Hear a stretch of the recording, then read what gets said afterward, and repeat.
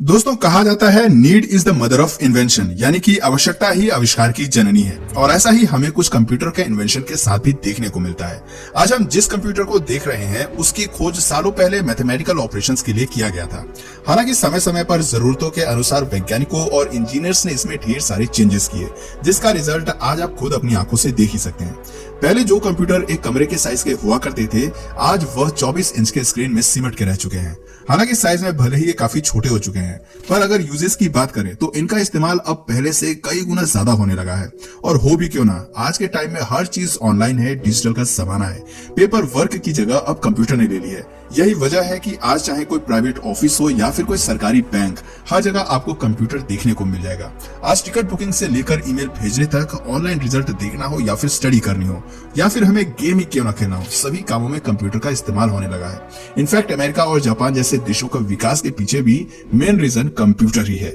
वैसे दोस्तों, कंप्यूटर का इस्तेमाल तो आप सभी करते होंगे, पर क्या आपने कभी ये सोचा है कि दुनिया का पहला कंप्यूटर कौन सा था, उसे किसने बनाया था, और सबसे जरूरी बात कि कंप्यूटर कब और कौन लेकर आया था। वैसे मैं गारंटी के साथ कह सकता हूं कि आप में से ज्यादातर लोगों को भारत के कंप्यूटर की हिस्ट्री पता नहीं होगी। वैसे अगर मैं सही कह रहा हूं तो आपसे रिक्वेस्ट है कि आप इस वीडियो में एंड तक बने रहें, ताकि आप उस नॉलेज को हासिल कर सकें जिससे अभी भी बहुत से लोग अनजान हैं। दोस्तों, सबसे पहले तो आप ये जान लीजिए कि कंप्यूटर का इतिहास आज से लगभग 3000 साल पुराना है। जी हाँ, 3000 साल पुराना। दरअसल 300 बीसी में चीन में बेबीलोनियंस द्वारा एक मशीन बनाई गई थी जिसका नाम एबेकस था। ये लकड़ी का एक फ्रेमवर्क था जिसमें 2 वायर लगे होते थे। ये दोनों ही वायर एक दूसरे के पैरेलल होते थे और इन वायर के ऊपर बेड के शेप के कुछ स्ट्रक्चर्स लगे होते थे जिनका यूज कैलकुलेशन करने के लिए किया जाता था। इनकी यूटिलिटी को देखते हुए आज के समय में एबेकस का यूज स्कूल में बच्चों को काउंटिंग सिखाने के लिए किया जाता है। दोस्तों, एबेकस के बाद अलग अलग समय में अलग अलग वैज्ञानिकों ने अपनी जरूरत के अनुसार डिफरेंट टाइप्स के कैलकुलेटिंग डिवाइसेस बनाए। पर अगर डिजिटल कंप्यूटर की बात करें तो इसे बनाने का श्रेय फ्रांस के ग्रेट मैथमेटिशियन ब्लेसी पास्कल को जाता है। उनके द्वारा 1642 में डिजिटल कंप्यूटर का इन्वेंशन किया गया था, जिसमें नंबर लगे होते थे और उन नंबर्स को डायल करने पर किसी भी नंबर्स को आपस में ऐड किया जा सकता था। इस कंप्यूटर का इस्तेमाल एक कैलकुलेटर के रूप में किया जाता था। दोस्तों, डिजिटल कंप्यूटर के बाद बारी थी मैकेनिकल कंप्यूटर के इन्वेंशन की, और इसका इन्वेंशन साल 1822 में चार्ल्स बेबेज के द्वारा किया गया था। चार्ल्स बेबेज ने अपने इस डिवाइस को सिंपल कैलकुलेशन करने के लिए बनाया था। ये स्टीम से चलने वाली एक तरह की कैलकुलेटिंग डिवाइस थी। इस डिवाइस को बनाने के बाद 1830 में चार्ल्स बेबेज ने एक और कैलकुलेटिंग डिवाइस बनाई जिसे उन्होंने डिफरेंशियल इंजन का नाम दिया। डिफरेंशियल इंजन की हेल्प से ही सभी तरह के मैथमेटिकल ऑपरेशंस किए जा सकते थे। पर चार्ल्स बेबेज अपनी इस डिवाइस को और भी ज्यादा एडवांस बनाना चाहते थे और इसीलिए वो लगातार रात दिन एक करके उस पर काम करते रहे, लेकिन शायद होने को कुछ और ही मंजूर था। 79 साल की एज में 1871 में चार्ल्स बेबेज की अचानक मौत हो जाती है। चार्ल्स बेबेज के मरने के 40 साल बाद 1888 में चार्ल्स बेबेज के बेटे हेनरी बेबेज अपने पिता के काम को आगे बढ़ाते हैं और 1937 में पहला जनरल मैकेनिकल कंप्यूटर बनाकर तैयार कर देते हैं, जिसका नाम एनालिटिकल इंजन रखा गया। दोस्तों, ये कंप्यूटर अब तक के बनाए गए सभी कंप्यूटर से अलग और खास था। ये लगभग हर तरह की मैथमेटिकल प्रॉब्लम्स को सॉल्व कर सकता था। इसके अलावा ये कंप्यूटर इंफॉर्मेशन को परमानेंट मेमोरी के रूप में स्टोर भी कर सकता था। यानी ये कंप्यूटर पूरी तरह मॉडर्न टेक्नोलॉजी से इक्विप था। आगे चलकर इसी को आधार बनाकर मॉडर्न कंप्यूटर्स का विकास हुआ। यही वजह है कि चार्ल्स बेबेज को फादर ऑफ कंप्यूटर कहा जाता है। दोस्तों, कंप्यूटर के इतिहास का पहला इलेक्ट्रॉनिक कंप्यूटर एबीसी है। एबीसी यानी अतानासॉफ बेनरी कंप्यूटर। इस कंप्यूटर को लोवा स्टेट यूनिवर्सिटी के physics professor doctor John Vincent Atanasoff ने अपने ग्रेजुएट स्टूडेंट क्लिफोर्ड बेनरी के साथ मिलकर बनाया था। दोस्तों, कंप्यूटर के इतिहास में क्रांति लाने वाला कंप्यूटर ENIAC है। ENIAC यानी electronic numerical integrator and computer. अगर आप नाम से नहीं समझ पा रहे हैं तो मैं आपको बता दूं, ENIAC दुनिया का पहला programmable electronic general purpose digital computer है, जिसे 1945 में बनाया गया था। इस कंप्यूटर को डिजाइन करने और बनाने का काम यूएस आर्मी ने किया था, इसलिए सबसे पहले इस कंप्यूटर को यूएस आर्मी के लिए इस्तेमाल में लाया गया था। यह कंप्यूटर बड़े से बड़ा न्यूमेरिकल प्रॉब्लम सॉल्व करने में कैपेबल था। इसमें प्रोग्रामिंग के थ्रू चेंजेस भी किए जा सकते थे। ENIAC अपने समय में उन कैलकुलेशंस को 30 सेकंड में पूरा कर देता था, जो कि उस समय एक आम इंसान को करने में 20 घंटे लगते थे। ENIAC की इस खूबी ने उसे अपने समय में काफी पॉपुलैरिटी दिलाई। हालांकि ENIAC की एक कमी भी थी, इसका वेट और साइज दोनों ही काफी बड़ा था। अगर साइज की बात करें तो इस कंप्यूटर को किसी जगह पर रखने के लिए 20 बाई 40 फीट का कमरा होना चाहिए था, जबकि इस कंप्यूटर का वेट लगभग 30 टन था। यह कंप्यूटर पर्सनल यूज के लिए नहीं था, इसका इस्तेमाल किसी एरिया स्पेसिफिक से जुड़े लोग ही कर पाते थे। दोस्तों, इस पहले प्रोग्रामेबल कंप्यूटर के बनने के कुछ ही समय बाद पूरी दुनिया में एक इंडस्ट्रियल रेवोल्यूशन आ गया। दुनिया की हर बड़ी कंपनी कंप्यूटर बनाना और उसे बेचकर पैसे कमाना चाहती थी, जिस वजह से अलग अलग समय पर इन कंपनीज ने कई ऐसे इलेक्ट्रॉनिक डिवाइसेस बनाए जो कि कंप्यूटर के मॉडर्नाइजेशन में बहुत काम आए, और इसी के बेसिस पर कंप्यूटर्स को 5 जनरेशन में बांटा गया। अगर फर्स्ट जनरेशन की बात करें तो इसका टाइम पीरियड 1940 से 56 तक का था, और इस बीच जो कंप्यूटर्स बनाए गए उसमें वैक्यूम ट्यूब्स का इस्तेमाल किया गया था। ये वैक्यूम ट्यूब साइज में बहुत बड़े और वजनदार होते थे, इसलिए फर्स्ट जनरेशन के कंप्यूटर साइज में बड़े और वजनदार होते थे, जिस वजह से उन्हें एक जगह से दूसरी जगह नहीं ले जाया जा सकता था। दोस्तों, ENISC भी फर्स्ट जनरेशन के कंप्यूटर का ही एग्जाम्पल है। इसमें 20,000 वैक्यूम ट्यूब्स, 10,000 कैपेसिटर्स और 70,000 रेजिस्टर्स लगे होते थे। ENISC के अलावा EDSEC, IBM 701 भी फर्स्ट जनरेशन के ही कंप्यूटर हैं।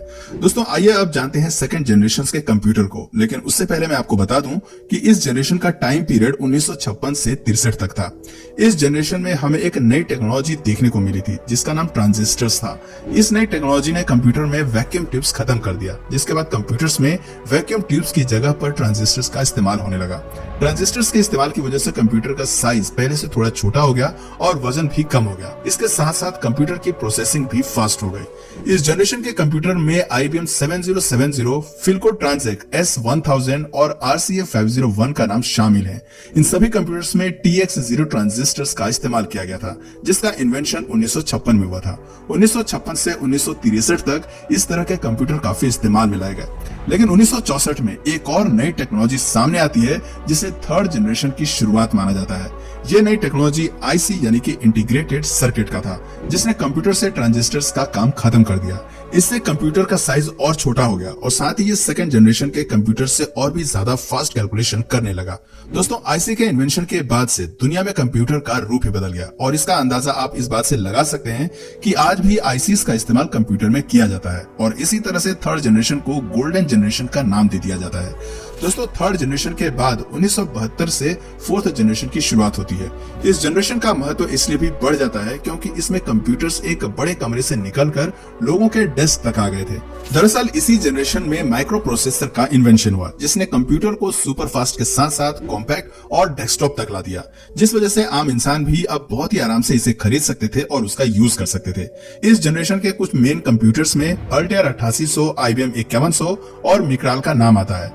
दोस्तों, इसके बाद आता है फिफ्थ जनरेशन। ये जनरेशन कंप्यूटर के युग का सबसे मॉडर्न जनरेशन है, जिसकी शुरुआत हुई है साल 2010 में, लेकिन ये अभी भी चल रही है और शायद आगे भी चलती जाएगी, क्योंकि इस जनरेशन के कंप्यूटर में AI यानी कि आर्टिफिशियल इंटेलिजेंस का इस्तेमाल किया जाता है।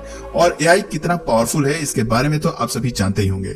AI के आने के बाद से इंसान अपने लैंग्वेज में कंप्यूटर से बात कर सकता है, उसे जिस तरीके से चाहे इस्तेमाल कर सकता है। कोर्टाना, सिरी, एलेक्सा जैसे AI टेक्नोलॉजीज हमें इसी युग के कंप्यूटर में देखने को मिलते हैं। दोस्तों, अब आइए हम अपने आखिरी सवाल पर आते हैं, जिसका जवाब जानना हमारे लिए सबसे ज्यादा जरूरी हो जाता है, क्योंकि ये सवाल हमारे देश से जुड़ा हुआ है। हमारे देश भारत में कंप्यूटर कब और कौन लेकर आया था? दोस्तों, भारत में कंप्यूटर युग का आरंभ साल 1952 से माना जाता है, क्योंकि इसी साल भारत में पहला कंप्यूटर द्विजेश दत्ता मजूमदार द्वारा कोलकाता के इंडियन स्टैटिकल इंस्टीट्यूट में लगाया गया था। इसके बाद बेंगलुरु में भी भारतीय विज्ञान संस्थान में इसी तरह के एनालॉग कंप्यूटर लगाए गए। पर दोस्तों, अगर सही मायने में देखा जाए तो भारत में कंप्यूटर युग की शुरुआत 1956 में हुई, क्योंकि इसी साल भारत में पहला डिजिटल कंप्यूटर लाया गया था, जिसका नाम HEC2M था। HEC2M कंप्यूटर को इंग्लैंड में बनाया गया था। इसे ब्रिटिश इंजीनियर और फिजिसिस्ट एंड्रयू डोनाल्ड बूथ ने बनाया था। इस कंप्यूटर की कीमत उस समय इंडियन करेंसी में 10 लाख रुपए थी। इस कंप्यूटर की लेंथ 10 फीट, विड्थ 7 फीट और हाइट 6 फीट थी। इस कंप्यूटर को भी कोलकाता के भारतीय विज्ञान संस्थान के अंदर लगाया गया था। ये भारत का पहला इलेक्ट्रॉनिक बेस्ड कंप्यूटर था, और इस तरह के कंप्यूटर का इस्तेमाल जियोग्राफिकल कैलकुलेशंस और साइंटिफिक वर्क्स के लिए किया जाता था। जिस समय इस कंप्यूटर को भारत में लगाया गया था, उस समय भारत जापान के बाद एशिया का दूसरा देश बन गया था जो इस तरह की कंप्यूटर टेक्नोलॉजी का इस्तेमाल कर रहा था। दरअसल HEC2M नामक इस कंप्यूटर में इनपुट और आउटपुट के लिए पंच कार्ड का उपयोग किया गया था। हालांकि आगे चलकर इसमें प्रिंटर को भी जोड़ दिया गया। दोस्तों, HEC2M के बाद साल 1958 में एक और कंप्यूटर भारत में लाया गया। भारत ने इस कंप्यूटर को रूस से खरीदा था, जो आकार में HEC2M से भी बड़ा था। इस कंप्यूटर का नाम यूरल था। भारत में HEC-2M और यूरल दोनों ही कंप्यूटर का इस्तेमाल साल 1964 तक किया गया था। इसके बाद भारत में IBM कंपनी के द्वारा बनाया गया कंप्यूटर IBM 1401 को कोलकाता के इंडियन स्टैटिस्टिकल इंस्टीट्यूट में लगाया गया। ये एक प्रकार का डेटा प्रोसेसिंग कंप्यूटर सिस्टम था। इस कंप्यूटर सिस्टम को IBM कंपनी ने साल 1959 में बनाया था और बनने के 5 साल बाद ही इसे भारत में लगा दिया गया। दोस्तों, साल 1966 तक भारत में जो भी कंप्यूटर इस्तेमाल में किए गए वो सब विदेशों से खरीदे गए थे, लेकिन साल 1966 में भारत की 2 इंस्टीट्यूशंस, इंडियन स्टैटिस्टिकल इंस्टीट्यूट और कोलकाता की जादवपुर यूनिवर्सिटी ने मिलकर भारत का पहला स्वनिर्मित कंप्यूटर बनाया, जिसका नाम ISUZU था। दोस्तों, इससे पहले भारत जिन भी कंप्यूटर का इस्तेमाल करता था, फिर चाहे वो HEC-2M हो या URL, ये सभी वैक्यूम ट्यूब पर बेस्ड थे, लेकिन भारत में बने ISUZU में ट्रांजिस्टर का इस्तेमाल किया गया था। भारत में बना पहला सुपर कंप्यूटर परम 8000 था। इसके बारे में तो आप डेफिनेटली जानते ही होंगे। खैर, अगर नहीं जानते तो मैं आपको बता दूं कि परम 8000 को CDAC यानी कि centre for development of advance computing द्वारा साल 1991 में आर्किटेक्ट P भाटकर की टीम द्वारा डेवलप किया गया था। संस्कृत भाषा में परम का मतलब सर्वोच्च होता है, और जैसा कि इसका नाम है, जब परम 8000 सुपर कंप्यूटर पूरी तरह से बनकर तैयार हुआ था, उस समय यह दुनिया का सबसे पावरफुल कंप्यूटर था। इस सुपर कंप्यूटर को बनाने में 3 साल का समय और 3 करोड़ की लागत आई थी। परम 8000 सुपर कंप्यूटर साइज में इतना बड़ा है कि ये एक बड़े कमरे को पूरी तरह से घेर सकता है। इस सुपर कंप्यूटर को बनाने में सबसे बड़ा योगदान नालंदा यूनिवर्सिटी के चांसलर डॉक्टर विजय P भाटकर का था, इसलिए इन्हें आज father of Indian super computer भी कहा जाता है। दोस्तों, परम 8000 के बनने के 7 साल बाद साल 1998 में परम 10000 को भी भारत में बनाया गया, और इसे बनाने में भी डॉक्टर विजय P भाटकर का सबसे बड़ा योगदान था। दोस्तों, इसके साथ ही आपको जानकर खुशी होगी कि आज भारत अपने सभी सुपर कंप्यूटर खुद बनाने में कैपेबल है। इनफैक्ट आज के समय में पूरी दुनिया में भारत अपने सुपर कंप्यूटर को एक्सपोर्ट भी करता है। तो दोस्तों, आज के लिए फिलहाल इतना ही। आपका फेवरेट लैपटॉप कौन सी कंपनी का है, नीचे कमेंट सेक्शन में जरूर बताएं। और अगर इस वीडियो से आपको कुछ नया जानने या सीखने को मिला या फिर इंटरेस्टिंग लगा, तो प्लीज इस वीडियो को एक लाइक करके अपने फ्रेंड्स और फैमिली में से जरूर शेयर करें। और यदि आप इस चैनल पर नए हैं तो प्लीज इस चैनल को सब्सक्राइब करके बेल नोटिफिकेशन आइकन को ऑन कर लीजिए, ताकि हमारे आने वाले वीडियोस आप मिस ना करें। मिलते हैं फिर किसी वीडियो में नए टॉपिक के साथ।